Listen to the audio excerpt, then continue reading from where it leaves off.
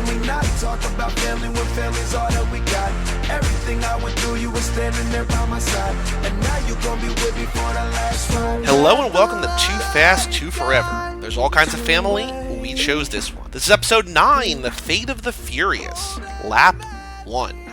I'm Joey Lewandowski. I'm Joe too, and this episode is brought to you by Ancestry.com. Discover what makes you uniquely you. You can uncover your ethnic mix, distant relatives, and even new ancestors on Ancestry DNA. I don't know if you got your mouth swab kit in the mail, but did you? I have not yet, but I've also, you know the mail system here, that I've run into some problems getting things on time. So I think it's just on the way here. That's not a bit for this thing. I have struggled to get mail on time. We have had problems with you and the mail there. Yes. But when you do get it, you can discover what's unique, makes you uniquely you. Very excited. Yeah. I mean, this show's about family. I had to call in the big Truly. guns. Get the most familial thing we could do, Ancestry.com. What I like about this sponsor is that we did not go for the trendy 23andMe or whatever the hell the other one is. We went to the OG, or they came to us, and they said, we want to prove your family. Can I tell you how this came up? Sure. I was watching Fast and Furious, and I was tweeting about family. As one does. And somebody was like, hey. I was on Twitter, I got a DM, Ancestry.com. They were like, hey, we know that you have a hugely popular podcast. Yeah. And they were like, we want to partner up. And I was like, I don't know. I was like, I'd been talking to 23andMe. I had been talking to the other one. And, I was like, I don't know how I feel about this. And they were like, look, we're going to make it worth your while. Free Ancestry DNA kits for both of you. And we'll prove that you're family. And I was like, done. That works. Wow. Cool. There you go. That's how it happened. That's all it takes. That's all it takes. That's all it takes, yeah. So here we are for Fate of the Furious, which I'm going to say right off the bat is my least favorite of the 8. Really? I do not like this movie. I think that this movie betrays so many characters and so many things that this series holds You're Justice dear. for Han for the win, right? That's what's going on? Definitely a big part of it. I do think that by the very, very end of the movie, and we'll get to that when we get to it, okay, the movie rebounds a bit. And there's a lot of things I like in this movie, but the entirety of Dom versus the family, I do not like 1 minute of. Yeah, same. I don't know how I feel about Dom versus the family. It's a lot of Dom versus the family. Yeah, that's the main thrust of this movie. It's like an hour and 40 minutes, at least, of Dom versus the family. Yeah. Where else are they going to go from there, though? You know what I mean? Like what were they going to do without Paul Walker? What could they have fought? What could they have done? So it makes sense you need one that Dom kind of turns. But at the same time, it's like, really? Like, that's what you did? Yeah, it feels weird. I agree. I felt uneasy in my stomach when I was watching it, so. We will get into all of that shortly. I do want to point out one thing before we get to our first segment, that on the last episode, when we were down in Universal Studios, yes, bonus Orlando, episode. Florida, I mistakenly said that was episode 9. This is actually episode 9. I was just so giddy to be in Orlando on a hashtag family vacation that I misspoke and said the wrong episode number. This is actually episode 9. I don't forgive you. Fate of the Furious. I don't forgive you at all. Well, thank you. Go back, fix it, do it again. Thanks. I also just realized that the episode of Watch the Throne we just recorded, the new game that we play where we add Charlize Theron into the new release of the weekend, I got the entire subtitle for Sicario 2 wrong. Like, I wasn't even close. I thought it was Soledad. It's Day of the Soldado. So, that's all messed up, too. I'm not fixing the post. We just let it ride here on the Cage Club Podcast Network. Let it ride? Let it ride. Email us, family@cageclub.me. Let me know if you think that I should go back and fix that audio blooper. Probably should. In episode 8. Just kidding. I don't give a shit. But that's funny anyways. Our first segment is extracurricular activities, which I realized we recorded the last episode 34 days ago, and I have probably lived the most life in the last 34 days that I have in any 34-day stretch really? In my life. I've done a lot of things. Good. What have you done? First things first. Yes. After we did that, had an engagement party to go to in the city, saw Joe versus the Volcano for the first time at that engagement party. What does that mean? What does what mean? Joe versus the Volcano. It's a Tom Hanks movie from 1990. Okay. That I was meaning to watch, but the crux of this engagement party, because my friend works at the Draft House in Brooklyn, was we're going to watch a movie, and then we're going to eat and drink. So that's what we did. Interesting. That's really cool. That you got to see a movie was it a closed theater? Was it just you guys? That's Family really cool. And friends.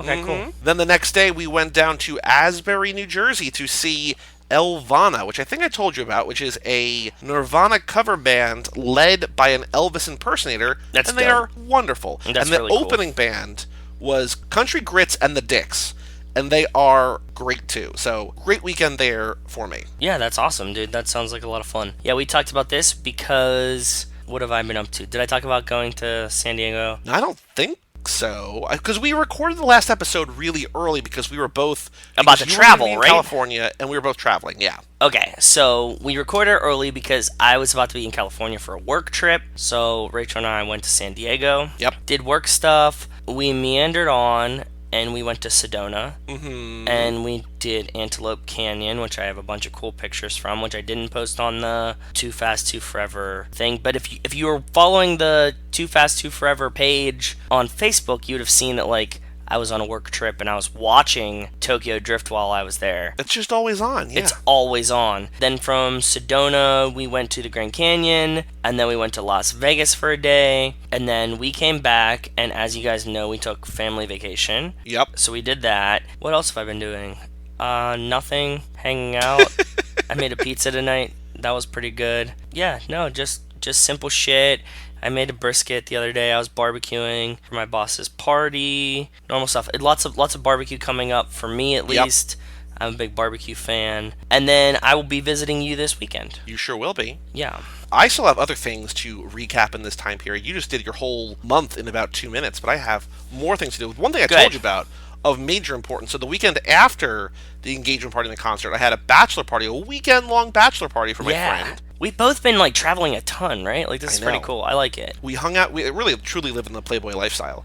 On Friday night, we hung out and drank. Saturday, we did a bar crawl or bar trek, which we all rode bicycles from bar to bar and got progressively more drunk, and it was great. Sunday, we went down to Atlantic City, and I'd never been to Atlantic City, even though I lived in New Jersey almost all my life. Really. Now, gambling is legal in New Jersey after we, came back from there, but it is what it is, or sports gambling. Sports betting, yeah. The important thing, and I messaged you this, as one does when one is on a bachelor party, we made our way to a strip club. And the details of the evening, nothing crazy. I mean, my friend spent a lot more money than I did, like an uncomfortable amount of money. But the most notable moment of the evening was that the first song that played in its entirety, literally the first song, when we walked inside, was Danza Kuduro from Fast Five. And I was like, perfect. I'm home. I'm home. Perfect. This is where I want to stay forever. Yeah, exactly. And then, I don't know if I told you this, I might have. After we left the strip club, we went back to the Tropicana where we were staying. We were just walking around, getting more drunk, going from place to place. There was this nightclub there called the Kiss Kiss Club or something. Kiss Kiss Bang Bang. Kiss Kiss Nightclub, whatever. And we went in there, and the first song that plays, as we're walking in, the song changes over to Pony by Genuine, a.k.a. the Magic Mike song. And I was like, this is a weekend dedicated to my podcast endeavors. Incredible. To me, you just dedicated it to me. I appreciate it. Thank you. I'm glad that you're at a strip club thinking about me. That makes me feel really good. I would have taken a video or picture or something other, but you should audio of it. Because that's creepy. But they made you check your phone at the door, and told me. They made you pay to check your phone. I get it. It's fucking creepy Oh yeah. I understand, maybe to use your phone, but if I was a woman working in a strip club, I would not want the possibility of guys creepily videoing me. Even if... it's just weird. I was talking to them about this because I do strip clubs wrong, and I was just having conversations. Or right. They were saying it's not about the pictures and the videos, because you're already seeing them naked.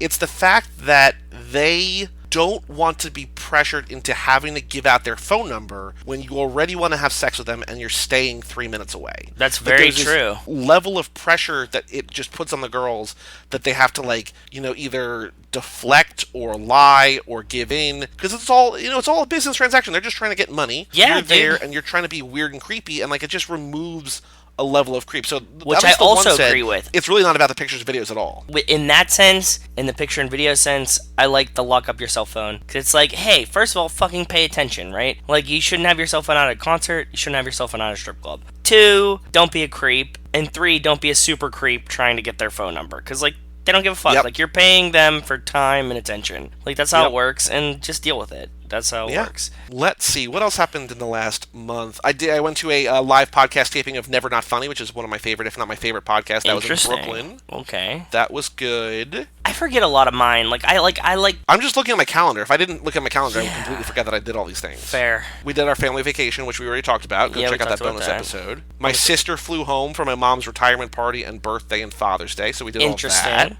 Yes, true. It was a very, very good month. So I have another one that I just remembered now that you brought some stuff up. Last weekend, I went home for two of my friends. They got married. Well, I didn't go home. I went to Rachel's home. Two of our friends that we knew together had gotten married. We're there. I have a chest cold. I still have a chest cold. It sucks. When we were there, I was going to leave, but we decided not to leave and spend an extra day with Rachel's parents, and we had a family dinner with her and her mom's friends, and we did a crab boil because they live in Maryland. So we ate a bunch of crabs that day, like a whole bushel full. Do you know how many a bushel is? It sounds like a lot. It's a fuck ton. Oh, is that the actual definition? A fuck ton is a yeah. If you look up bushel in the dictionary, it equals fuck ton. Yes, exactly, Okay. Precisely. Cool. It was way too many crabs, and there was not enough people to eat all of those crabs. But we ate crabs and we barbecued. I was not head barbecuer because it was not my house. But yeah, that's what we did. It's nice of you to pass the ceremonial torch or the spatula or the whatever to... Yeah, I just try to not take the spatula if I'm not there. It's not my house, I get it. Did anybody ask you to bless the table? No, we didn't say grace. I didn't get to bless the table. Wow. Yeah, it was rough. That's how it was. So, shit happens. I get it. But yeah, so that was extracurricular activities. A very good month, I think, for both of us. The next month, it was rowdy. You're coming down the next month this weekend for my housewarming. I did not tell you this yet, I don't think. What? There's probably going to be at least 2 different podcasts recorded that I'm not involved with. People just keep asking me, hey, can we record something now? I'm like, if you bring your computer, you can do whatever you want. I'm not involved. I'm not going to help you. Yeah. Do what you want. But that's what happens when you invite podcast nerds to your house, I guess. Podcasts happen. Shit happens. Okay. And also, as we're releasing this, it's July 1st, so we'll probably do some fun stuff. I got invited to another 4th of July party, so I don't know what you're doing for 4th of July, but I don't have that'll any be plans on Wednesday as this comes out on Sunday the 1st, so that's soon too. So, I think this summer's going to be a good summer, I think. It's going to be a rowdy-ass summer, yeah. I'm excited for it. Hard summer. Easy season. Yes, truth. So, Fate of the Furious. This is a movie in which I should love it because A, Fast and Furious. B, Charlize Theron's in it. I have a whole podcast about Charlize Theron. Dude, yeah. And she is awful in this movie. My biggest gripe when you first see her,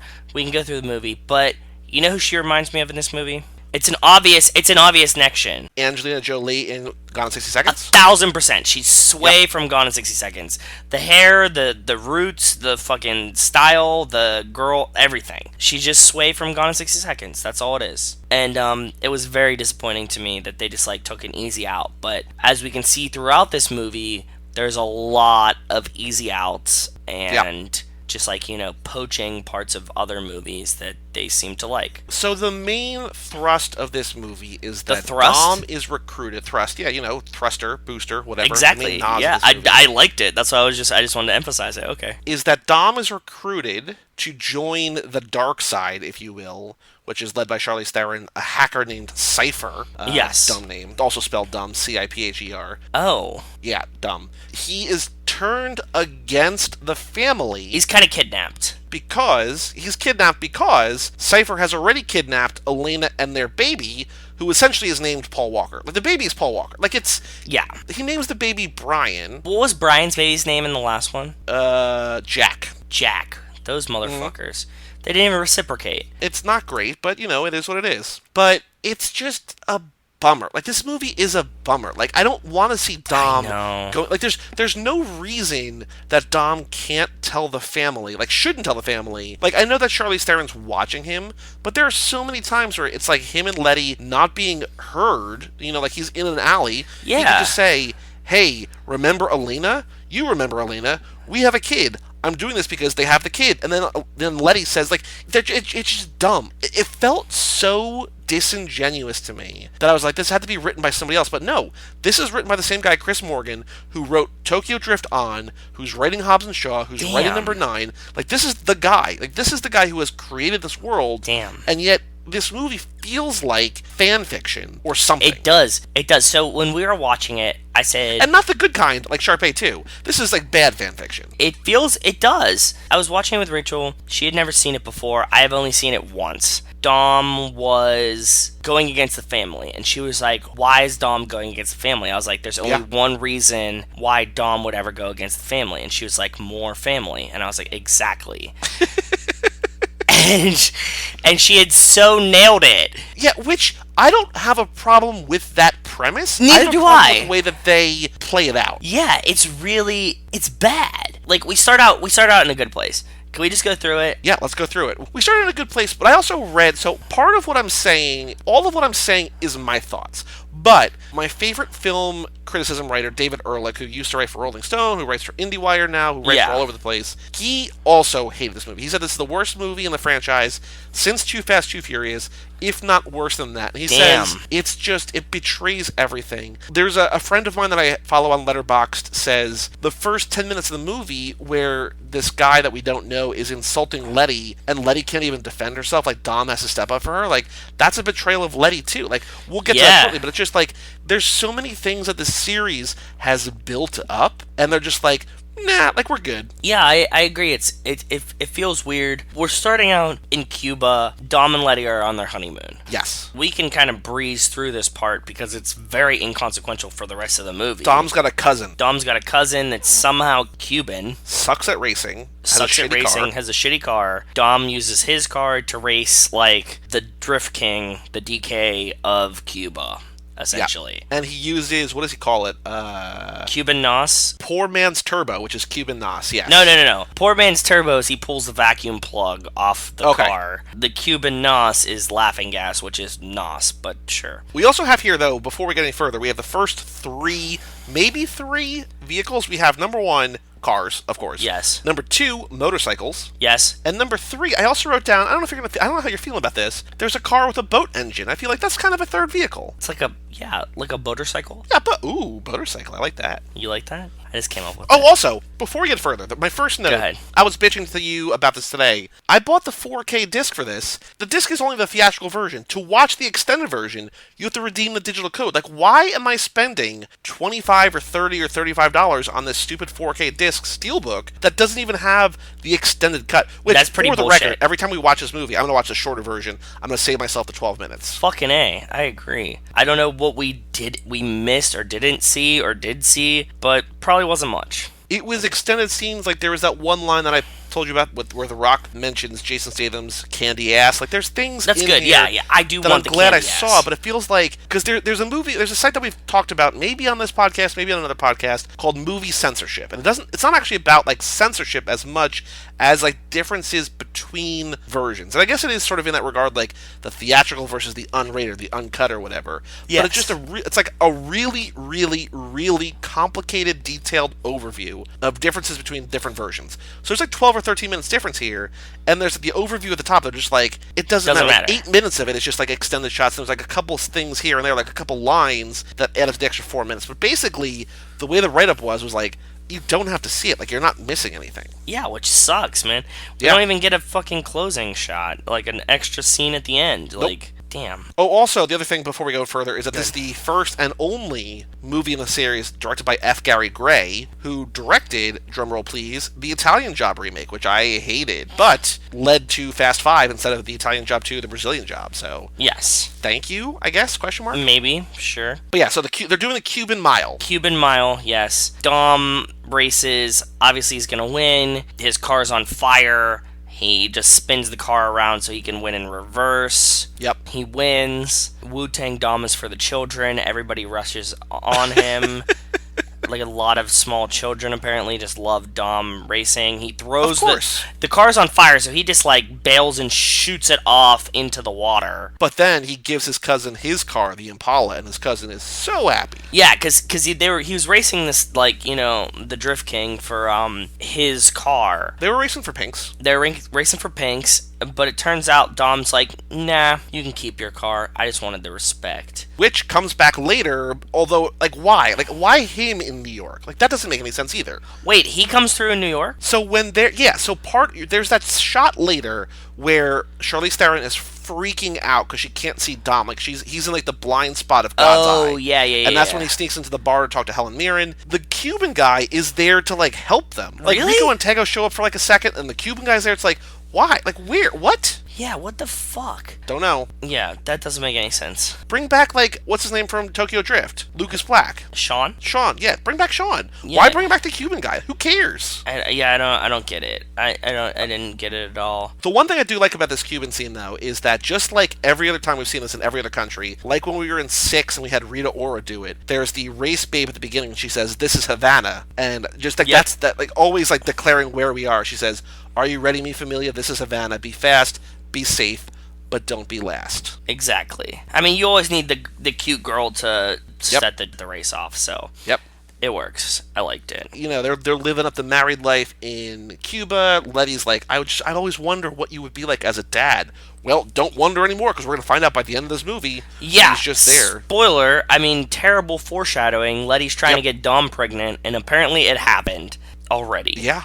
Yeah. Then he runs into Cypher, Charlize Theron, Angelina Jolie, Sway. Which I love. I don't know if you noticed, but when he's walking down the street, he's holding a bag. He's coming back from like the cafe or like the bodega or whatever. He has a flower. And sticking out of the bag is a baguette and a rose. And I feel like every time somebody's carrying like a bag of groceries, there's always like a baguette sticking at the top because like that's an identifiable like, oh, they have groceries.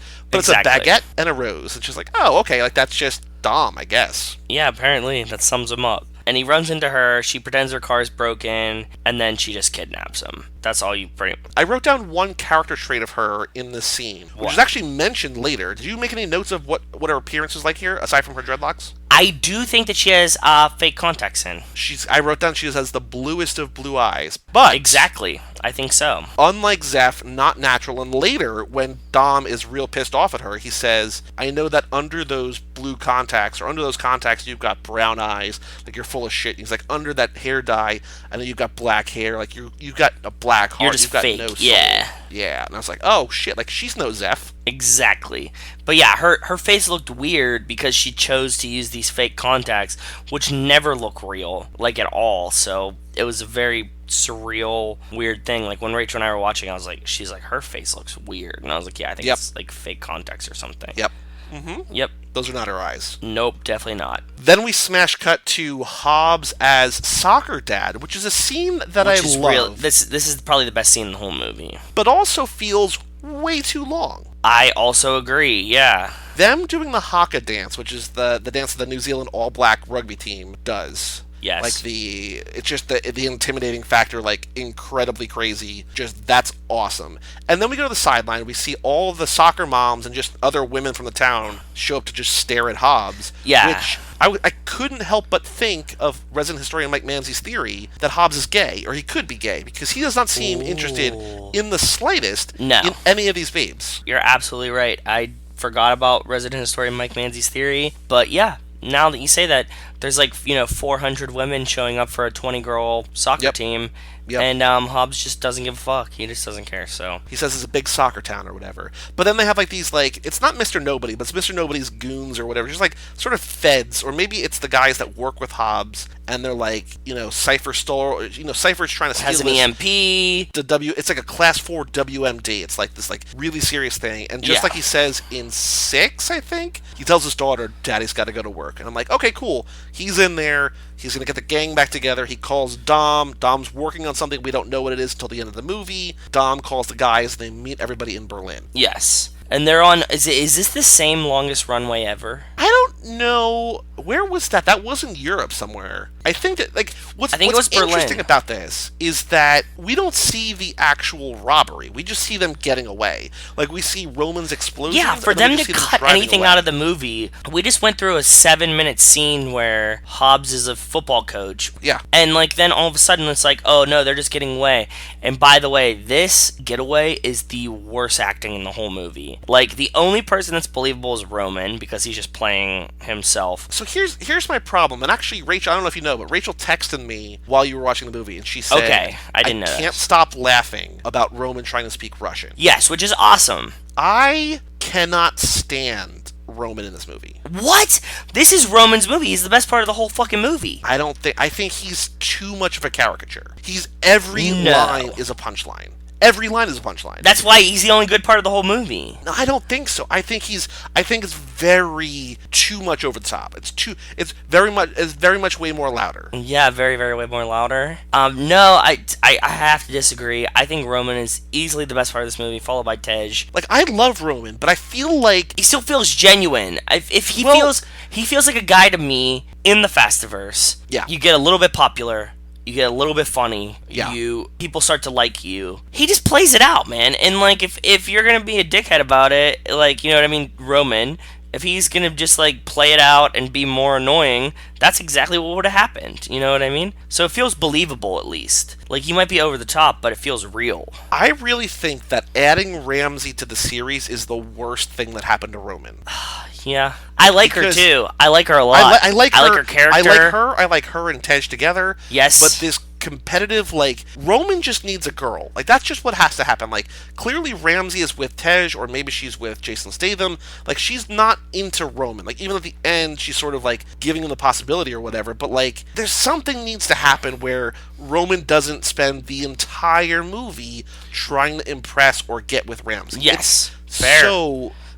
Nine can't be like that. I agree. I'm just being very critical of this because I want this to be better. Like, that's my bottom line. Like, No, same, I'm dude. being mean because I want it to be good. And No, just I don't even think we're it being is. mean. We're just talking through it, giving our gripes about it, because I watched it once, so like I didn't really have that much going into it. Now that I watch it, I'm fully with you. I want more from it. I hope that 9 can bounce back more, but okay, we'll keep going. I'm still optimistic for Hobbs and Shaw. I'm optimistic for 9. Same. I think that they've done the Dom versus the family thing. Good. So, like, let's write that out of this fucking story. I want it to be gone.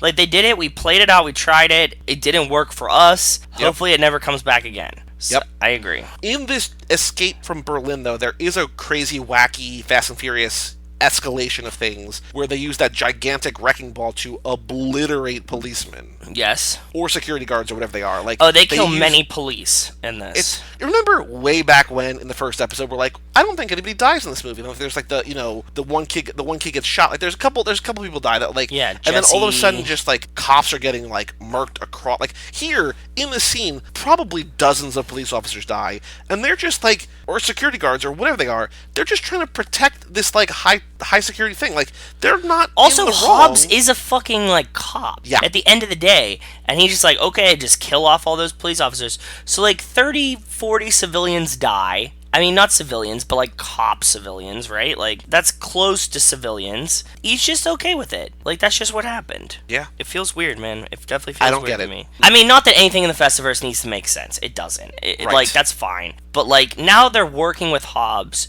They're essentially like the Navy SEALs of search and rescue or whatever for like... Because Hobbs in this movie demonstrates that he is ridiculously strong and ridiculously good at just about everything. They hulked him. He's full-on Hulk in this movie. Which I do not mind, and in fact, I don't mind love. either. Yep. I really do enjoy it. Yeah, we'll get to that when we get there, but like, he's firmly Hulk. They're trying to get away. They do Plan B, Wrecking Ball, and then all of a sudden Dom has to escape and steal the thing because he's working for Charlize. Yeah, because Hobbs offers him, he's like, we'll meet back at the place, beer's on me. And I was like, oh man, he's offering you Coronas right now. And then Dom bumps Hobbs' car, flips through it, the fence, rolls it, flips it, and then Hobbs is like, it's too late about me. It's too late for me. Worry about yourself. And he says, I saw that look in his eye. I've seen that look before. Dominic Toretto just went rogue. Everybody else gets away to chase after Dom. Hobbs gets busted here by the Berlin, I guess, Interpol or whoever. Yeah. We also get in the scene, sorry to keep talking, but then no, you're we also fine, get go ahead. Vehicle number 4, the gigantic airplane, like Charlize's like mobile lair. She has this airplane that can, we later find out, that can dodge satellites, so it never knows where she is. Yep. She's like eye in the sky, like real time, but okay. By realizing how she's not being picked up by cameras or whatever, by satellites, they're then able to know where she is. So there's only like, I guess, one blind spot or whatever. Like, she's the way that she's able to escape is actually what also sort of leads them to be able to find where she is. Yes, exactly.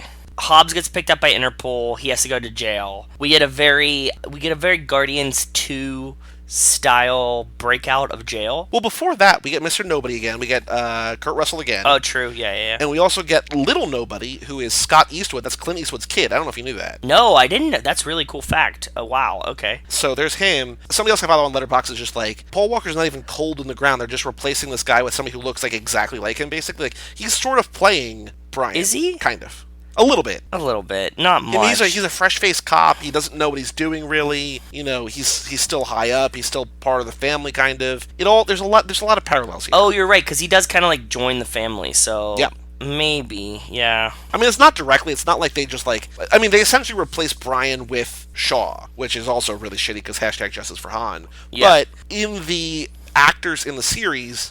Paul Walker leaves and Scott Eastwood comes in. It's just like, oh, okay. I see what you did there. Yeah, exactly. He comes up to Hobbs. Mr. Nobody's letting him coach Hobbs through what's going on. And they're like, you could be free if you just work for us. Hobbs is like, I'll get myself out of here. But no, he says you could be free if you confess to the crimes. Like, just say Oh, you that's did right. it. Yes. You know, we won't punish you. Like, you'll be a criminal, but you'll be with us. He's like, no, I'm innocent. Which he's not. No, because they're trying to charge him for letting Dom get away. And Dom did get away on his own accord. He didn't, let Dom get away. That's what the whole point was. I thought they were charging him with, stealing the EMP, which they did. No, they were because he was stealing it for them. Okay.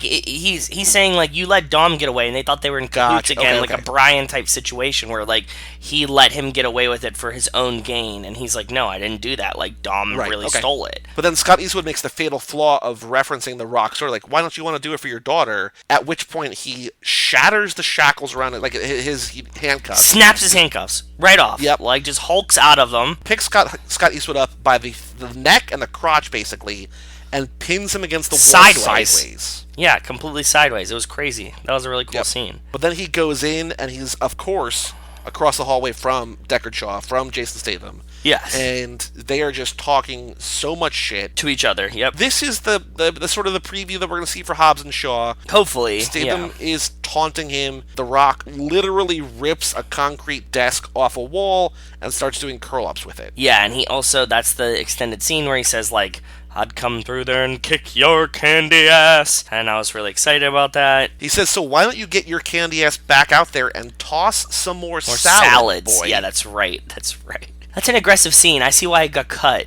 Yeah. Because it's a little edgy. 3 edgy, 5 me. It was a little out there. So the candy ass part, great. The other parts, some people enjoy that. So just relax. Then they come in and Hobbs' door opens somehow, and then they come in. They're like, "We're gonna taser you, it opens Hobbs." because Mr. Nobody's trying to save him. Mr. Nobody's trying to get him out of there. Exactly. He's like, "We're gonna tase you, Hobbs," and Hobbs is like, "I didn't do shit." And all of a sudden, Jason Statham grabs the guard, tases him with his own taser, and then apparently, if you tase above your door in a maximum security prison, all the doors open. Who knew? I'm remembering that, the Zeph fact that if you, have a battery and a piece of gum that starts a fire, if I'm ever in a maximum security prison, just tase above your door. That's all you need to do to let everybody free. He opens all the doors. We have this, chase, run, fight scene. Hobbs and Shaw beating up everyone until they finally confront each other. Jump kicks, spins, a lot of parkour that I didn't know Jason Statham or The Rock could do, but sure, whatever. The Rock is just hulking through everything, rubber bullets bouncing off of him, literally. And they get to a point where they, fight each other, push each other through, under a door, and then boom, they're at Mr. Nobody. He planned this whole thing. We then go to Charlize's plane, and we find that Tormund from Game of Thrones is there as her Yes, the Nightwalker, yeah. No, not Nightwalker. He's a north of the wall guy. That's what I meant. He's not a Nightwalker. He's a wildling. Charlize calls Dom a genuine outlaw, and then she's basically saying to him, family doesn't matter to you. What matters to you is the 10 seconds between the start and end of the race. That's what matters when you're not thinking about anything else. And she's sort of brainwashing him into being like, family doesn't matter, which is weird because the only reason he's there is because of family. I don't know, what's her plan? What's her plan, and why is Dom just such a big floppy vagina in this whole movie? He just you're just okay. He's so not Dom. I think that's part of the reason why we hate this. For me, I'm speaking for you too, but I don't know your reasoning.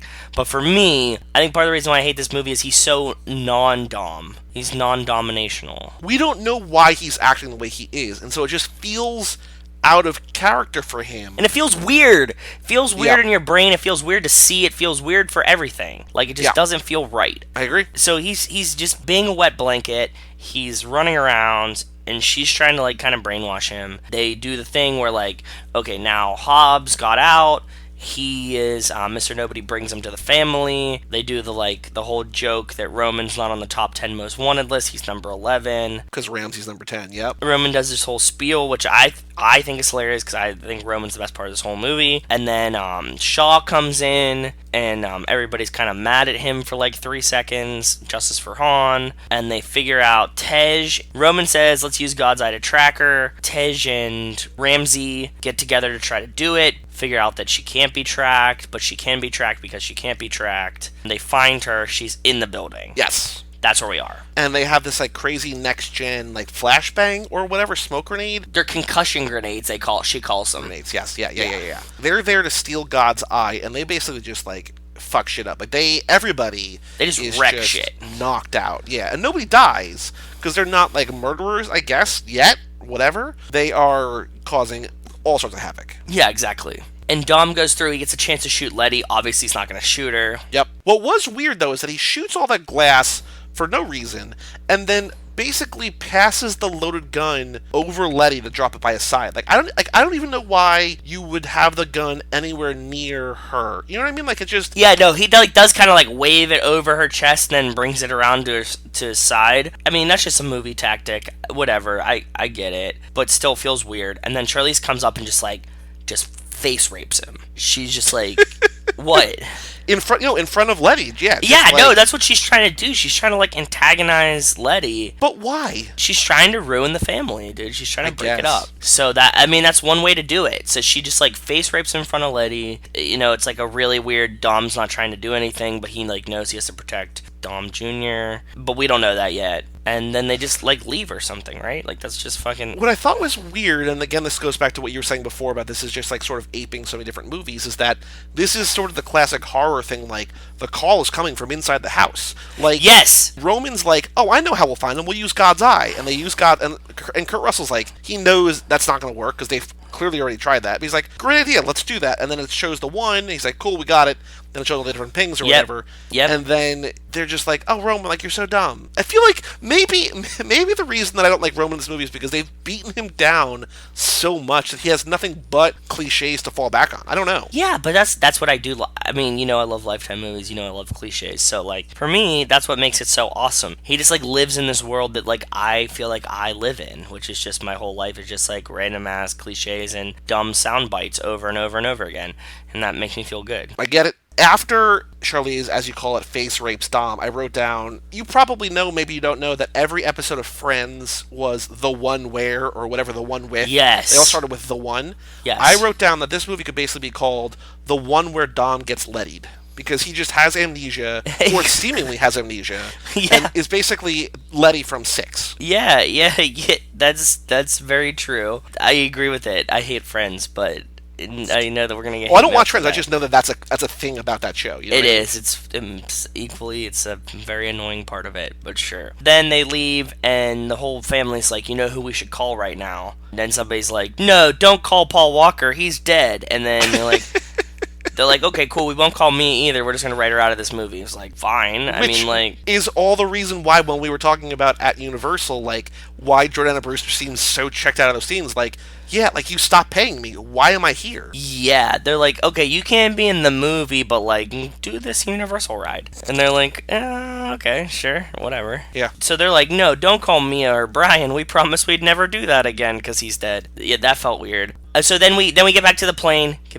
We finally figure out why Dom is being such a wet blanket. Well, we also found out. Did you mention? I maybe forgot it, but did you mention that Shaw is in the room? That like, yeah, Mr. Nobody brings him in because he's like, and this is, I guess, all the justification they need.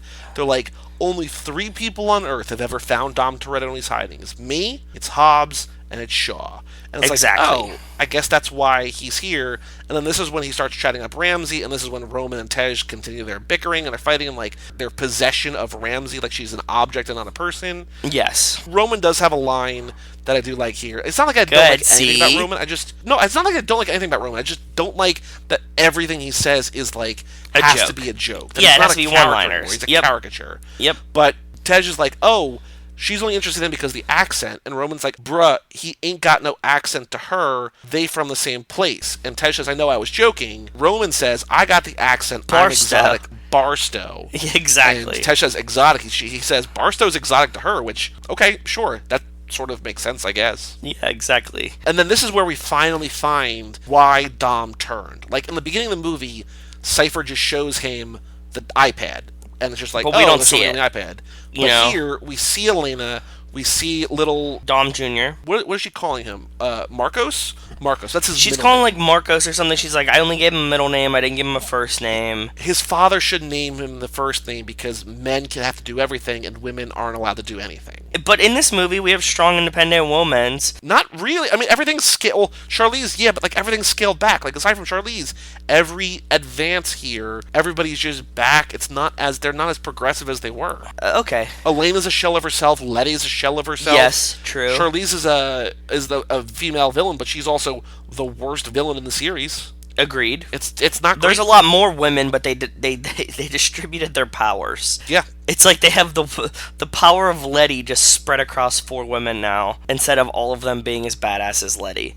So, yeah. Dom hangs his necklace, which will come back at the end This of the movie. which I fucking thought- necklace I every thought time. Letty had this because like everybody wears it. Like this is didn't we talk? I think this is what we were talking about. You made the joke like this is like the sisterhood of the traveling pants, but the necklace Yes, yeah. because everybody's had this necklace. Elena had it. Dom had it. Letty had it. That was Han. the wedding ring for Letty. Now Dom has it again. Dom, we'll find out soon, embeds a tracking chip in there, which is how the Shaw brothers, which by the way, yeah, Owen Shaw's back. He'll be there. Yeah. How they find the plane because the tracking chip in the necklace. Like, oh, okay, like this necklace is just everywhere, and it's all things to all people. Yeah, exactly. It's everything in the whole movie. It combines, Sister of the Traveling Pants. There's no better way to say it. That's exactly what the necklace is. He has the necklace. We figure out that he has a son. They need to travel. All of a sudden, we're in New York. Okay, we've been to Cuba, we've been to Berlin, we're back in New York. Yep. Or in New York for the first time. I don't think they were ever in New York before. Yep. So they show up, they go to this like fish market, secret passageway. The fish market's also a garage of just dope cars in New York City. So it's like, wow, rowdy. Roman's being classic Roman again. They're looking through all the cars, but they're not allowed to take the cool ones. They had to take inconspicuous cars, so they take like a fucking Corvette and like also rowdy, very obviously not inconspicuous cars. Which feels like the theme of the movie. Like, I mean, Roman later takes $1 million Lambo because he's like, oh, that's what it's reverse psychology because that's not what he's like. It's so on the nose that like that's not what he's gonna be looking for. But like, Yeah. There's a chase. Dom is trying to get the nuke codes from the Russian. which cool. Which the whole point is that Charlize, her grand plan is she wants to have all the nukes so that if some country starts acting up, she can nuke them and they have to obey her. Like that's the plan in this movie. Like that is so weird. But that's the plan. Yeah, it doesn't make much sense to me, but sure. Then we get the beautiful car fall scene. Zombie time, as she calls it. Zombie time. Because she's controlling all of these self-driving cars. She like took over their OnStar and is just driving them around New York City. And they're just Any chasing... cars with what she says is the 0-day exploit, which is like this movie is so much hacking. It's like I understand that this is where the series is going, but like it's so much computers.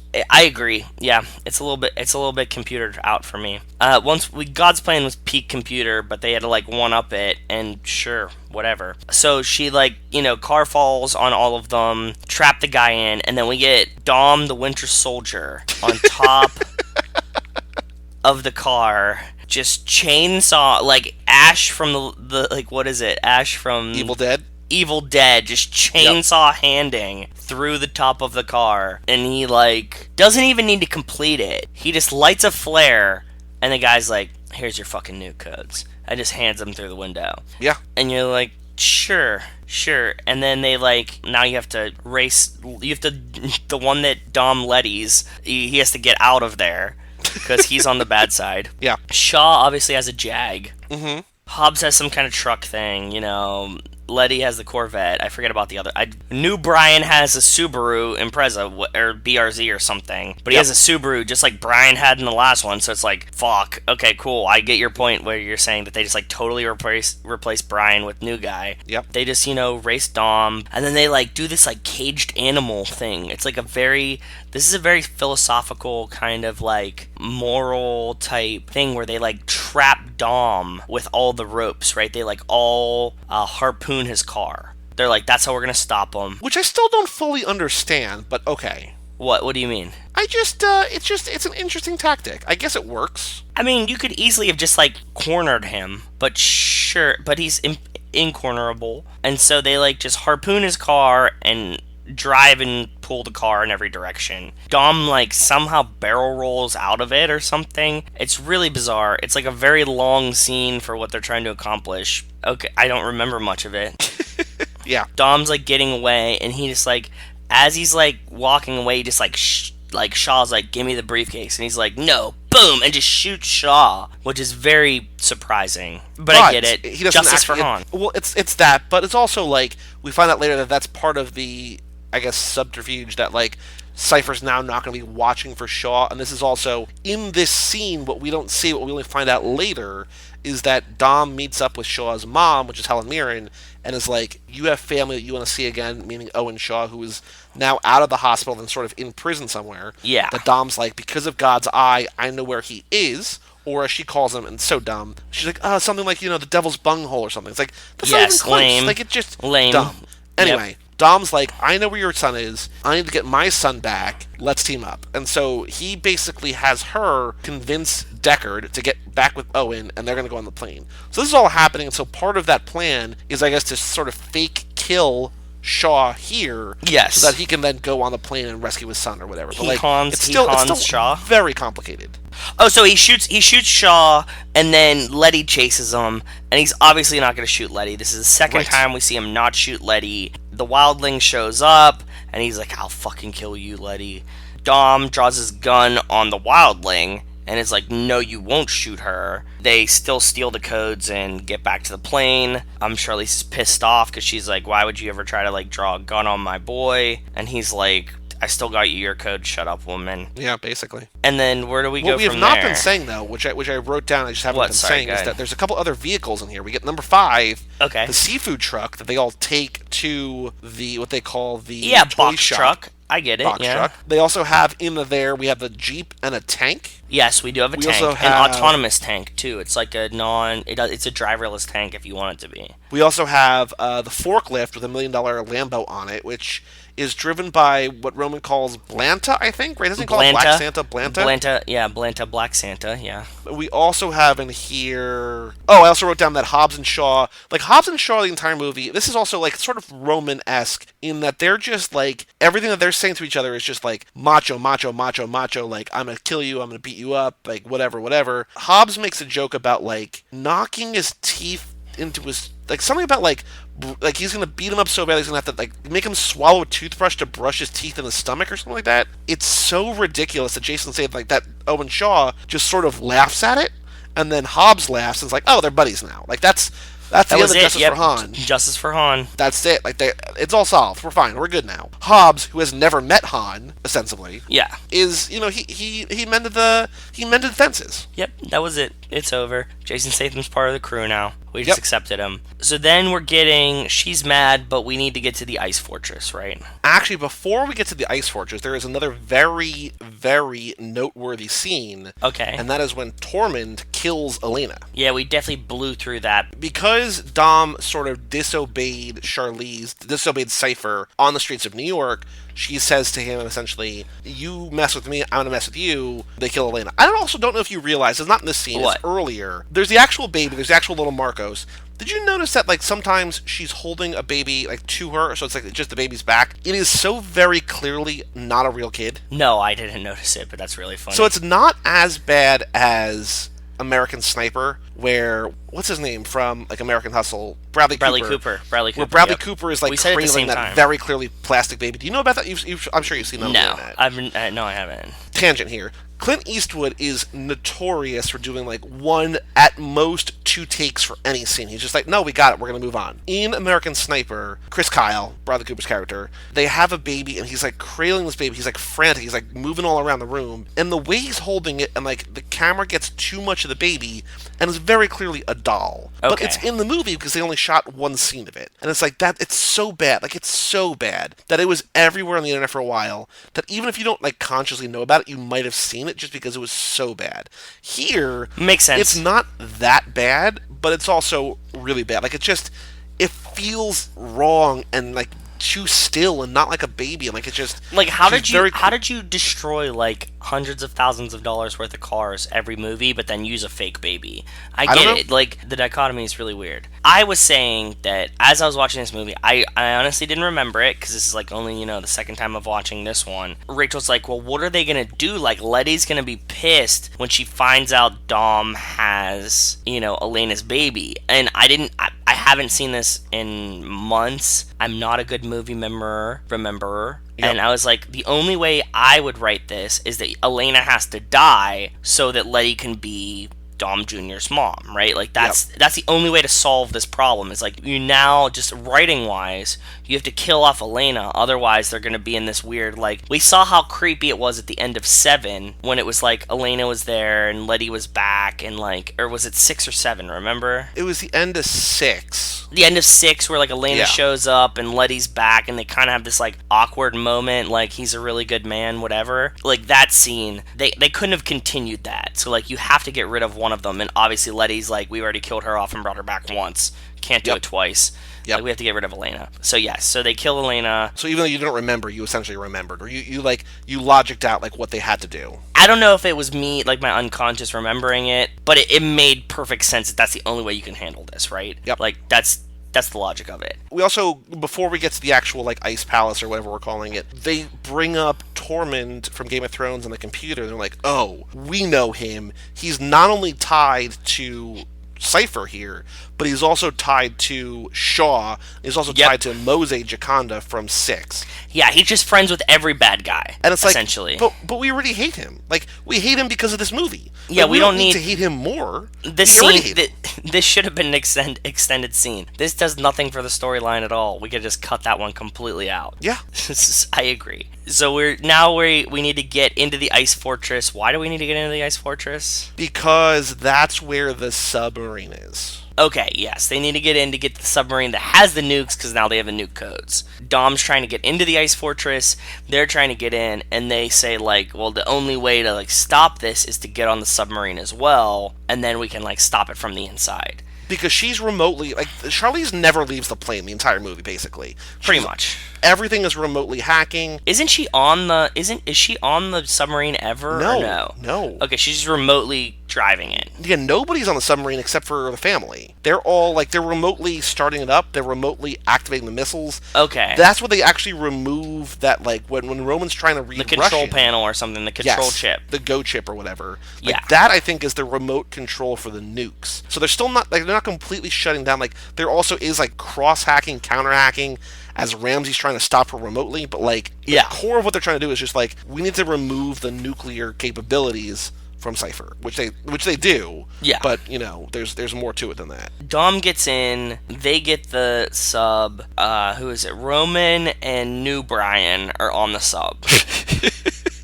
What? I just like you calling New Brian. I mean, it's perfect. And this is the part that Rachel couldn't stop laughing at, because I thought it was really funny. They're like, you need to find the chip. It says, like, Go chip or something, or like control command or whatever. Who the fuck knows? And Roman's like, I got it. It says like kick command. It'll be labeled guidance go.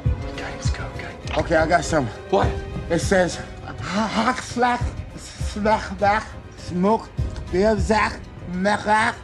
Do you understand that? He's phonetically reading Russian, which is just like backwards letters and like numbers and stuff, and it's just... Yeah. I mean, it's exactly what you think it is, and if you're on board with Roman in this movie, it's great. If you're like me and you're not on board with Roman, it's pretty fine. painful. It would be painful, right? I didn't mind that. Like, compared to the other stuff, I didn't mind that. Yeah, so anyways, that was really funny. He grabs a chip, which just, like, starts it, right? Or something weird. And then eventually, New Brian grabs a chip, pulls it out, done. They're still driving it, but... Yeah, with 1 second left on the clock. Exactly. Obviously, like, that's how you're gonna do it. The family's there, they're trying to get away, big chase scene. This is, like, a very unmemorable chase scene to me. In the grand scheme of things, it's, like, long, but it's not even, like, the infinite runway one where it's, like, at least wacky enough that it's fun. It's like, oh, okay, we can't do an infinite runway again, so like we're just gonna put them on an ice and like drive the sub towards it. Whatever. So we also didn't mention here that we have Dom shows up to this base. Like the way that they get the sub is that they bring the EMP there. Yes. And he EMPs twice. He like takes down all the defenses. Yep. And then basically deactivates the sub because it's got such powerful whatever that needs to be right next to it. So he does it right next to that, and that's what they're able to take control. But I also wrote down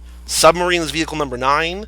There are helicopters that are hit by the EMP. That's number 10. Yep. There are also military armored cars and vehicles. That's number 11. Yep. We have snowmobiles is number 12. True. And we also have a snowplow truck, which is what Hobbs is driving, 13, which I think is far and away the most vehicles we've ever seen in the movie. Most different types of vehicles, for sure. Cool, yes. Snowmobiles, one I would never expect we would have seen in Fast and the Furious, but yeah. They worked them in somehow. This is like a very like I said, it's a very unmemorable chase. Like they're chasing. What goes on? Oh, Roman, like his car falls into the water because he doesn't have. He's driving $1 million Lambo without snow tires, like or ice tires. Like, of course, it's not equipped for the season. Sure, yeah. And they're giving him shit. I mean, I don't mind that. Like, I think that's actually kind of funny because it's just Roman being an idiot. Like, I want this cool car. Everybody has like a functional car, and he's just got this sports car that like can't turn on ice. Exactly. No, it's hilarious to me. That's what I said. He's my favorite part of the whole movie. So he's like spinning and shit like that, but then he eventually falls into ice.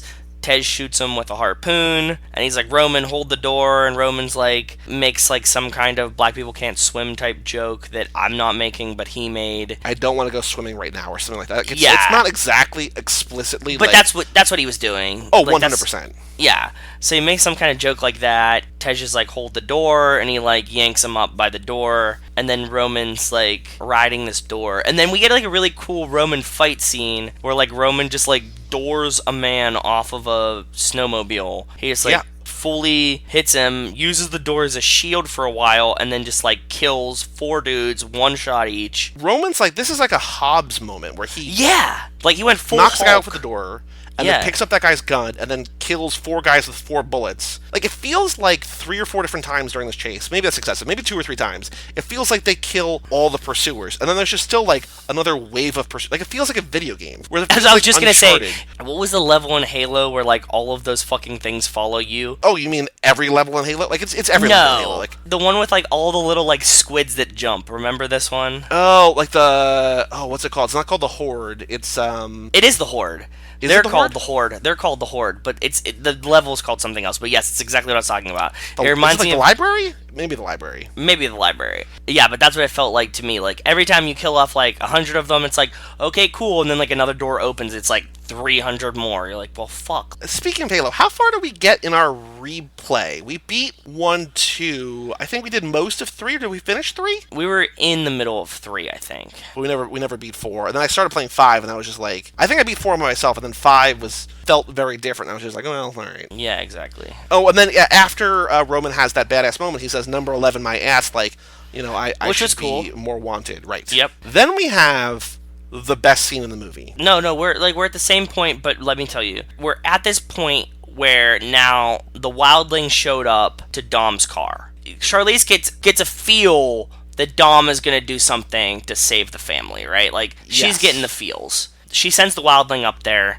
And he's like, well, I'm just going to sit in your car with you. And Dom's like, cool, whatever. And he's got a sniper, like he's got like a high-tech sniper rifle. Yeah, exactly. Because he's going to snipe out Letty. They're like, now we might have missed some of this chase, but like it doesn't even make any difference. It doesn't matter because it's all generic. Like it's just, it's a bunch of goons that we don't see their faces, all getting blown up. And the big thing is what you described with Roman's car. Like there's nothing else of note here. No, there is. There's the submarine shoots a missile. The Rock just mans it into a vehicle. He puts a snowplow in the back too, and then that takes a missile too. Like that absorbs a missile blow. Yeah, sure, cool. Okay, submarine missiles just like hit a car and it's totally fine. He's about to shoot. He's going to shoot Letty. Dom realizes it, gets out and, like, smashes the door so he, like, misses his shot, right? Because at that point, we realize that Shaw's on the plane. That's what I was saying. It's the best scene in the movie. That is absolutely the best scene in the movie. Yep. That the Shaw brothers are on the plane. There's an earlier scene in the movie where, like, Dom is, like, Charlize is basically like,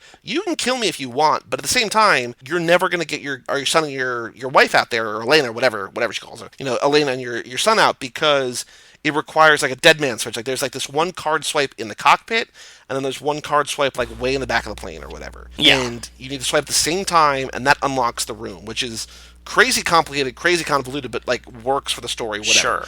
Yeah. And so Dom screams at her or whatever, but that's what we know. So the Shaws come in, they kill a bunch of goons, they go to the cockpit. Owen, the bad guy from 6, swipes in there. Jason Statham swipes in the back. He rescues the kid. By the way, we don't see Owen, like, much more than 35 seconds in this movie at max. It feels like the actor was also recovering from, like, whatever hospital ailment he had in the 7th movie. Because it's just like he's barely in it. Like, he does his cool things. His face is all messed up. Jason Statham calls him Scarface.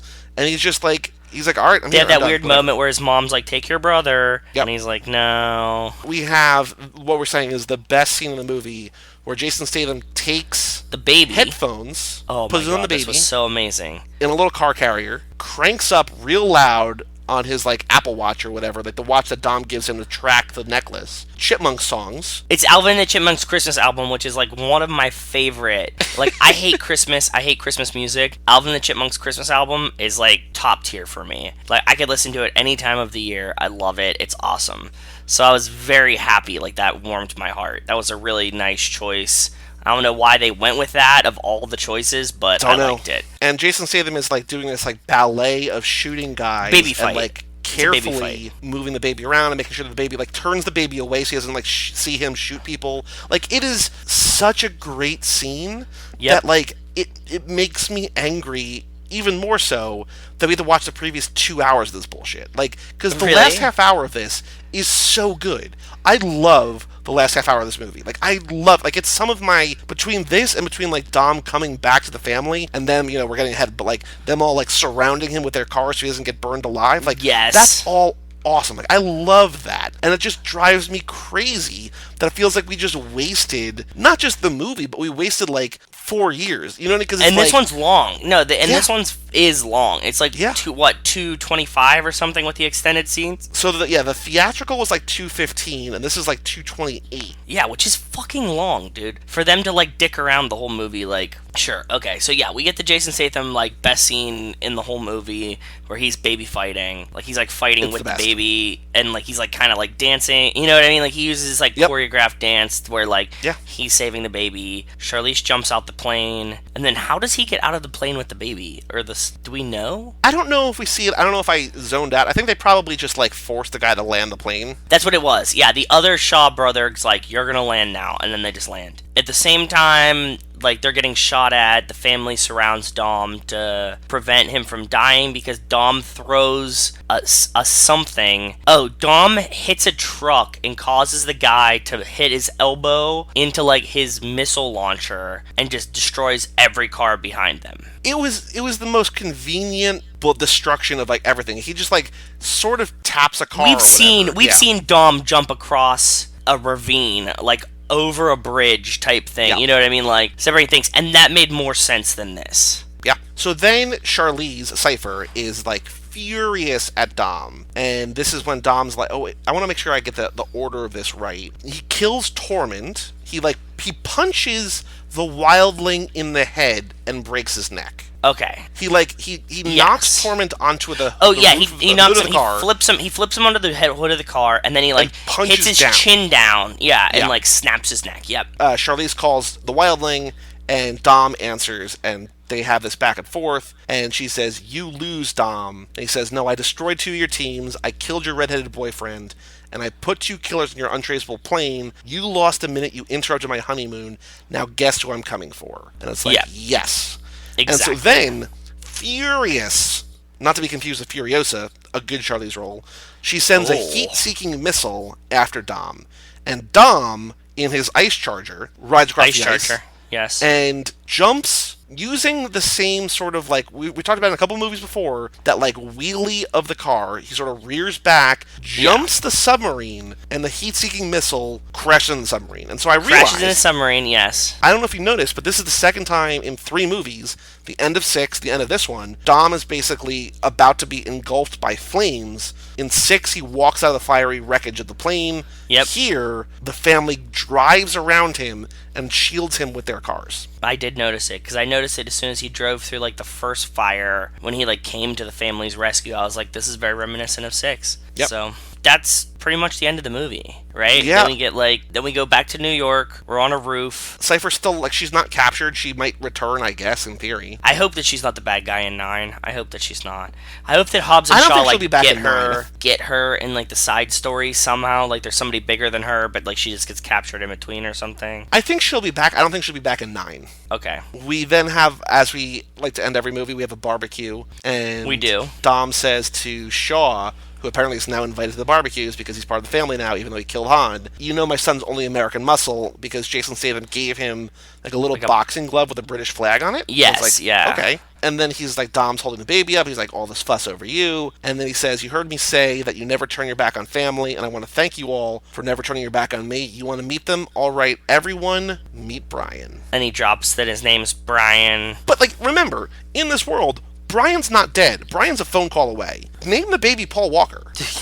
He could have called him Paul. That would have been pretty dope, too. Like, in what world is he not Dom Jr.? Exactly. The audience knows what you're doing. You're paying respect to Paul Walker, to Brian O'Connor, to the character that built this franchise. Name him Paul. You're already crazy and over the top in meta. Take that extra step. Yeah, I get it. I absolutely get it. The other thing of note in this last scene is that Hobbs turns down the job from the DSS, and he's now going to, I guess, stay with the crew, stay with the family, stay with his daughter, whatever. Maybe smooch up on some guys. Who knows? Yeah, exactly. He wants to just coach the girls' soccer team.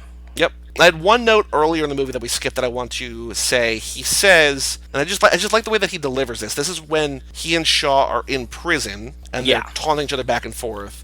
He just says, I will beat your ass like a Cherokee drum. Yeah, that's a good one. I really cannot wait for Hobbs and Shaw. Justice for Han aside, they are so good together in these movies. Dude, Jason Statham's just a badass in general. So, like, it's two really awesome badass dudes that, like, I really like as actors. I'm excited for it, too. I mean, I told you that when I was in theaters and I saw 6, and in the credits we see Han die and Jason Statham comes out, I stood up and cheered in my seat. I was like, I could not control my body. I was so excited to see Statham in this franchise. Yeah, same. Here, you know, we have Charlize Theron, whom I love, who I have an entire podcast about, and, like, it's not the same. No, it's definitely not. That's all the notes that I have about this. Do you have any other notes about The Fate of the Furious before we have to watch it again in, like, 8 weeks, or 8 months, I mean? No, I don't have anything else to say about it. Can't wait to see my re-rankings after it. Oh, our recap, relap. Recap, relapse. I don't know how I feel about it, and I think this might be the worst one. I re-ranked mine tonight. I put it on Letterboxd because apparently, I need to go do it. After I saw this in theaters, I ranked this. I ranked all 8 and I put them in my review.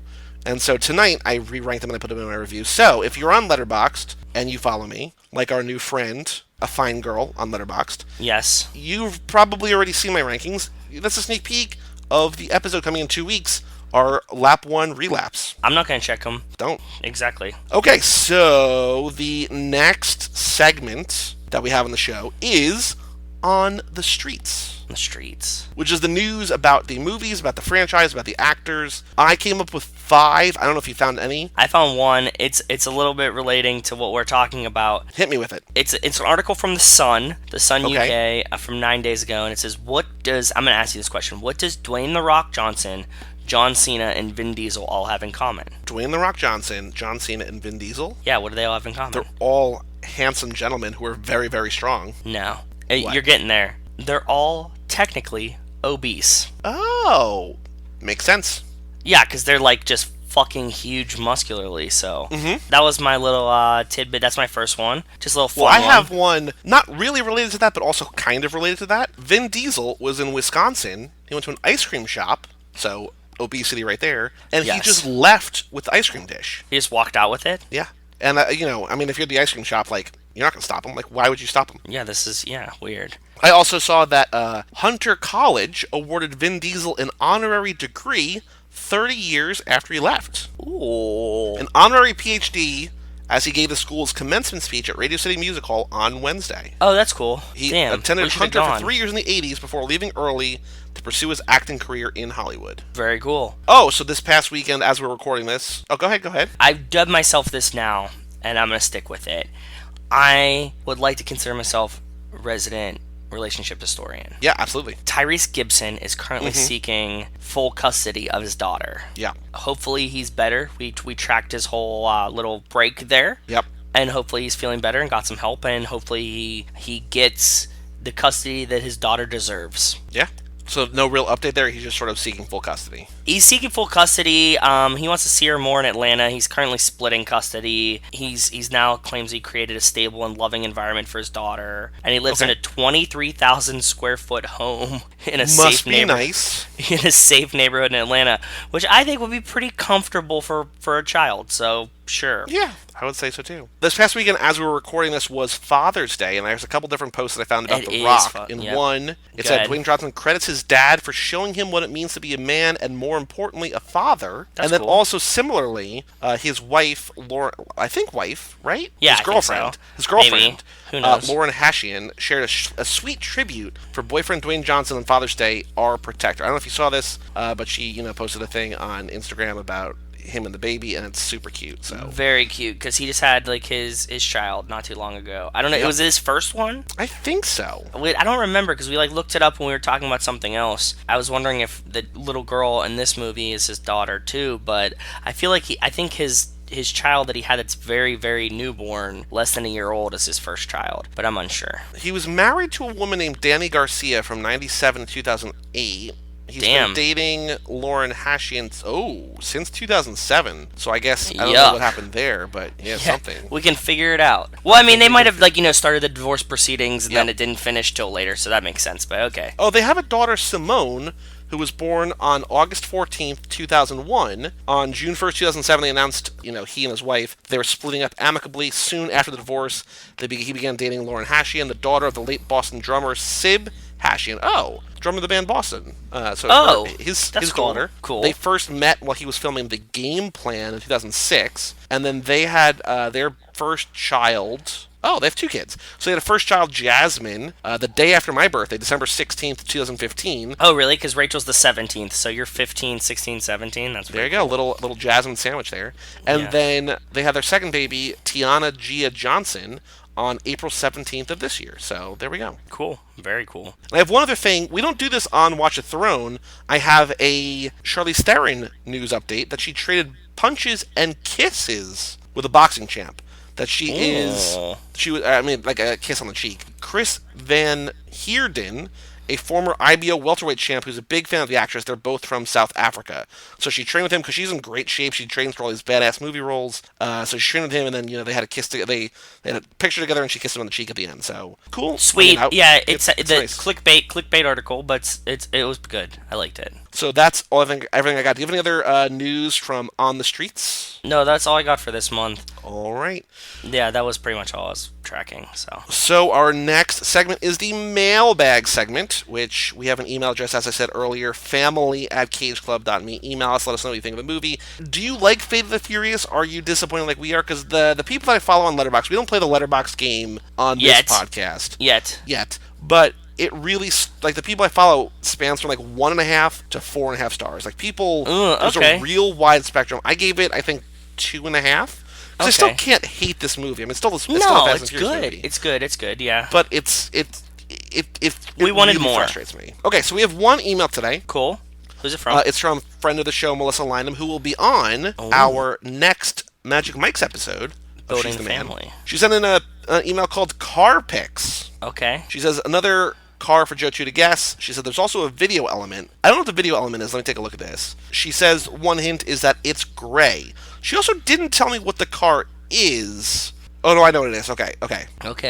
So it's gray. Yes. That The helps. country of origin Is Germany. Is it a Porsche? It is. Is it a 911? No. Is it a Cayenne? No. A Cayman? No. It's a type of car that I've never heard of, but that doesn't mean that's not popular or famous. It's just I haven't heard of it. 2 doors, 4 doors? It is a 4-door car. Panamera. Yep. Yeah. Awesome. And the video component is that it has like a little sort of spoiler in the back that lifts up When it hits 70. Out. Yeah, when it hits 75 or 80 miles an hour or something, 70 or 80 miles an hour. So yeah, so I feel like I don't know if we're playing the game right or wrong. Like that was really easy. No, a Porsche with 4 doors. That's why I asked that question, because as soon as you said 4 doors, I knew there's only it's either I said Cayenne, which is the SUV, and they only make one 4-door car. So just put the pictures and the video into Discord. You can take a look at them. Yeah, watch the video. Did she record this video herself? I don't think so. I think she probably found it online. Maybe. Melissa, write in. Let us know. family@cageclub.me. You know how to write it in. Panameras are really cool. I remember when they came out, my parents had a rental car place across the street from a Porsche dealership. Yep. This is a relatively new model for Porsche, right? It's only been around for maybe 7 or 8 years at this point. It hasn't been around for a super long time. It was like the first 4-door coupe, because all the Porsches before that were 2 doors. Cool. I mean, 4-door, it was like the first 4-door vehicle that Porsche released that wasn't an SUV, so yeah. So our last little segment, our last little game on the show is Boy, Do I have a podcast for you, a.k.a. This Ain't No 10-Second Race. So, I'm excited. For the second time, Joe, in this game, the guy you tweeted at had his account suspended. No way. Mm-hmm. And I think he replied or retweeted mine last time, too. No. So last time it happened, he retweeted and liked it, but that got wiped because we had no proof of it after the fact. This time... But you just admitted it. Okay, fine. This time, it was... I think this guy got deleted within a couple days of you tweeting at him or whatever. Am I just finding alt-right lovers of Fast and the Furious or something? What the fuck is going on here? It doesn't matter, because the guy that I tweeted at Foon did not like or retweet or reply, so still... Makes sense. Officially, nothing. This is a terrible game. But hey, it ain't no 10-second race. This ain't no 10-second race. We will get there. So Fate of the Furious, why don't you, if you haven't yet, why don't you find a tweet I'm gonna that we're find going to use one on Twitter? I'm definitely finding one. Oh, I got one. Okay. I got one. Hold on. Let me send this to you. Boy, did I find a good one. Oh, I'm very proud of this. Let me send it off here so you can see it and reply to them as I read it. I found... Oh, I saw this, yeah. Did you search for Fate of the Furious on Twitter? I did. Yeah, me too. That's how I found this so one. I found apparently a podcast at I Have Some Notes. It says, audience participation alert. We're recording Fate of the Furious tonight. Spoiler alert, so are we. Leave us your fixes and comments so we can read them on the show. Boy, do we have a podcast for you. And it's us. So... yeah, and this is they started a huge fucking thread too. So this is what I'm going with. I want these guys to hear, I want to hear what they have to say. I'm going to listen to it, and I want to hear what they have to say about us. I have a podcast for them. So boy, do we have a podcast for you. Link to our show page, #TooFastTooForever, #2F2F, #Fast and Furious. Exactly. Sent. Oh, also, they tagged a whole bunch of people in that, so that went to, just so you know, 10 people. So there's a real good chance. Are we playing that anybody likes it, or does it have to be from I Have Some Notes if they like it or retweet We haven't established rules, so I think this time it just counts if anybody likes it, because I'm going to get more points that way. I get it. I am tweeting at a smaller account, I think. This is at Ashton Lee, who says, I've seen Fate of the Furious 5 times now, and every time Dom says, everyone meet Brian, spelled wrong, I burst into tears. Well, she was almost there, and she can learn, because boy, do we have a podcast for her. Yeah, she did spell Brian wrong.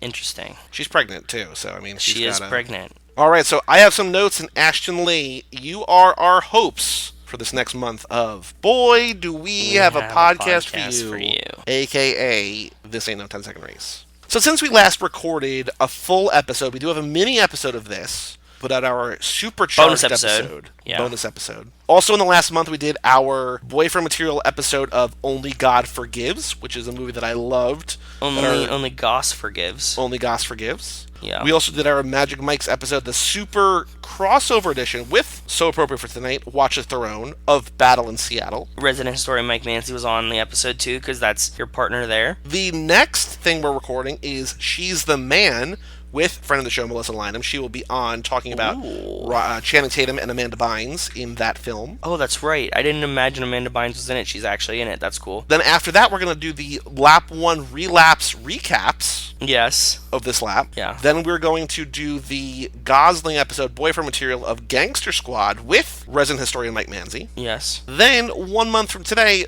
maybe the most exciting thing we've done in a while, lap 2, episode 1. Oh, the dude, Fast I'm so excited for lap 2. and the Furious. I'm very, very excited. I feel good that we rounded out lap 1, dude. This was the beginning of the end, right? Like, we've accomplished 1 lap. We've gotten there that far. Yeah. So, we have time. We have nothing but time. We got nothing but time. Yeah. And just remember, you can have any brew you want. As long as it's a Corona. I said both of those things today. My plan for my housewarming is I'm just going to go spend $100 on Corona, and then if anybody wants anything else, they can just bring it. Amen. I was talking to Rachel's parents this weekend, and they said, when are you planning on leaving? And I looked at them and said, I got nothing but time. And neither of them realized what I was doing until they were like, what, huh? And then Rachel was like, it's a Fast and Furious quote, shh. And they just stopped it. Did they, were they disappointed that you were not leaving? No, they were really excited that I wasn't leaving. Because that means Rachel's not leaving. That does not like I'm not leaving. It's like Rachel's not leaving yet. It's true. So, That's true. yeah. That's what they were excited about. So do you have any other thoughts before we wrap up, before we close up shop on Fate of the Furious? Essentially, I mean, we still have the relapse recaps, but this is essentially the end of lap 1. We're going to come back with the re-rankings. We're going to do this, I think, live in person. No, I want to do the recap after. I just want to say, like, for my second, like, full through watch of this, Yep. I'm more disappointed this time, and I'm excited to see how this plays out later, and if we get, like, really disgusted with this one, or if you come around, if Roman gets annoying for me, or better for you, how it plays out. So that's what I'm excited about. Because I was worried about Too Fast, Too Furious. You were worried about Fast and Furious number 4. Both of those, I mean, I still don't love Too Fast, Too Furious, but I like it a lot. Yeah, more than this. And you remembered that Fast and Furious is not as nearly as bad as you were thinking. I mean, it's still, No. compared to the rest, not as good. But this is now going to be the sticking point. Like, we're going to find out on that Relapse Recaps episode if this is our bottom for each of them. It's we're gonna find out. We're gonna get through it together. Find out soon. We'll go through it together. We will. For all things Too Fast, Too Forever, including all 8 episodes of Lap 1 and our plus the Facebook bonus page. episode. I'll get there. Go to cageclub.me, facebook.com/cageclub, at cageclubpod on Twitter and Instagram. We also have our own Facebook page that Joe runs, facebook.com/toofast2forever. Go check out pictures and memes and videos and all sorts of fun stuff. Yeah. Lots of nonsense by me. Email us, family@cageclub.me. Let us know what you think of the Lap 1, now that Lap 1 is basically over. Again, here, if you're listening to this, actually, I don't know, we might record the Relapse recaps before this episode comes out. I'm not sure. Good, say it. But no, I was going to say, like, if you have thoughts on Lap 1, let us know. We'll either read it on the Relapse Recaps episode or on episode 1 of Lap 2. We'll just, we'll do that. Or send us your fucking rankings. I want to hear your rankings. Because we'll Also read that- we're ours, talking and then you? we can read yours, and we can discuss them. So, yeah. We're talking to you, Doubtin' Tom. We're talking to you, Wes Hampton. We're talking to you, Jenny McMullen, if you're still listening. We're talking to you, Montez. Rachel, Melissa. I mean, Melissa did send us our Matt, rankings. maybe. Yeah, exactly. Send us your fucking rankings. Let us know what you think. We will read them all. And remember, Lap 2 is going to be the building a family, assembling a crew lap, where we're going to have guests on every episode. We've already seen these movies once and recorded about them. This is going to be more of an experience interview session. Yes, exactly. A couple new games on each show to bust out, to crack open, so it's going to be fun. I'm excited for Lap 2. We're going to have some fun. Cageclub.me, facebook.com/cageclub, facebook.com/toofast2forever, at cageclubpod on Twitter and Instagram. Email us, family@cageclub.me. This ain't no 10-second race. We're not going anywhere. We covered all 8 movies. Gonna do them again Start it from over. the start. I'm Joey Lewandowski, I'm Joe, too. and we'll see you next time on Too Fast, Too Forever. Dale, sin miedo, arriésgate y sígueme el juego. Sola, creo, y a tus amigas hasta luego. No des explicaciones, solo vente. Que tu mente malvada, eso yo lo sé. En tu mirada yo lo puedo ver. Te mata mi estilo y eso yo lo sé. Como romper la disco, rapa, pam, pam. Baila que no te he visto, pam, pam, pam, pam. Porque tú eres lo que yo soñé. No perdamos el tiempo, pam, pam, pam.